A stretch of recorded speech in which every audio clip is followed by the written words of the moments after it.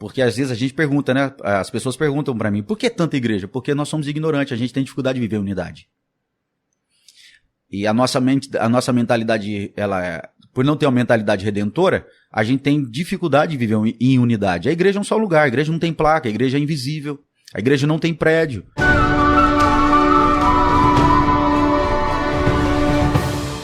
Eu acho que isso é uma coisa também que é importante dizer. As pessoas precisam notar e saber que depois que você é ressuscitado, depois que o infinitamente grande de Deus te alcança, agora nós temos um compromisso então, né, pastor? Agora chegou a minha vez. Porque pelo que eu estou entendendo, depois de tudo aquilo que o Pai fez na cruz, ele depois vai transferir, eu não sei se eu posso usar essa palavra, de transferir essa responsabilidade de revelar quem ele é. Justamente, tudo que Deus fez, ele fez de maneira redentora, né? Então, uma coisa legal para a gente falar sobre isso, quando você tem o seu espírito ressuscitado, se é alcançado por Deus, você recebe uma mentalidade redentora e você precisa ter o coração avivado. Acontece que nem sempre a gente consegue ter o coração avivado, e nem sempre a gente tem uma mentalidade redentora. Às vezes a gente fala assim, ó, se você for num lugar onde tiver muito bar, as pessoas têm problema ali de alcoolismo. Se você for numa cidade onde tem muito hospital, você vai perceber que existe muita gente doente naquele lugar. E se você for num lugar onde tem muita igreja, você vai perceber que existe muita ignorância. Porque quanto mais igreja, mais ignorância. Porque às vezes a gente pergunta, né? As pessoas perguntam para mim, por que tanta igreja? Porque nós somos ignorantes, a gente tem dificuldade de viver unidade. E a nossa mentalidade, por não ter uma mentalidade redentora, a gente tem dificuldade de viver em unidade. A igreja é um só lugar, a igreja não tem placa, a igreja é invisível, a igreja não tem prédio. Agora, o que são os prédios? Os prédios são casas. A igreja lá onde a gente se reúne é uma casa. É uma casa que a gente vai lá e se reúne lá e adora a Deus. O prédio, ele não é o templo somos nós. Então, quanto mais, o que é o avivamento de coração? É quando as igrejas agora não se importam mais com seus nomes, mas se importam com a unidade.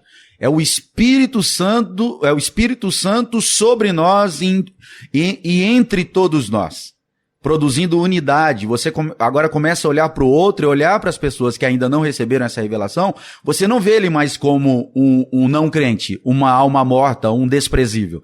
Não, ele é um irmão meu que ainda não sabe que é um irmão meu, que precisa, através da minha referência, descobrir que ele é um irmão meu. Então esse é o diagnóstico importante, né? Falando desse contexto de tanta igreja, porque há muita ignorância e falta de unidade. Por isso que, não deu certo aqui, então vou abrir minha porta ali. Então tem muito disso. E aí hoje eu encontro muitas pessoas assim, né? Uma das mortes espirituais que nós encontramos hoje na área do evangelismo, quando você vai sair de porta a porta, ou você vai no vizinho, ou vai conversar com alguém, é a pessoa que não conhece, que nunca teve um contato com Jesus, mas é aquela dizendo assim, eu era daquela comunidade, eu era daquele lugar, e aquele lugar me fez mal, e aí entra essa ideia, né? Ele só fez mal, ou ele só vai continuar fazendo mal, porque você não entendeu. Justamente, por isso que o evangelho hoje, há um só evangelho na Bíblia, mas nas religiões nós temos diversos evangelhos. E esse é o grande problema da sociedade religiosa. O Brasil hoje, mais de 40% são evangélicos. Mas por que tem tanta injustiça? Por que tem tanto pobre? Por que tem tanta pessoa perturbada no Brasil, sendo que nós somos mais de 40%? Tem algum problema com essa religião. As pessoas não têm mentalidade redentora, porque elas estabeleceram com Deus uma forma iníqua de se relacionar. Da onde vem que é o maior pecado, o pecado que a gente comete, que é o pecado da iniquidade. Porque as pessoas usam a religião como forma de tomar posse de Deus, tomar posse das outras pessoas e tomar posse das bênçãos de Deus, né? Sim. Eles participam dos cultos, das reuniões, com a única intenção de tomar posse de Deus e da bênção de Deus. Eles não querem um relacionamento com Deus. Por isso que é importante a gente ter uma mentalidade redentora. Porque quando você tem uma mentalidade redentora, você começa não só redimir a sua casa, como também você começa a redimir os lugares. Por exemplo, você pega Calvino.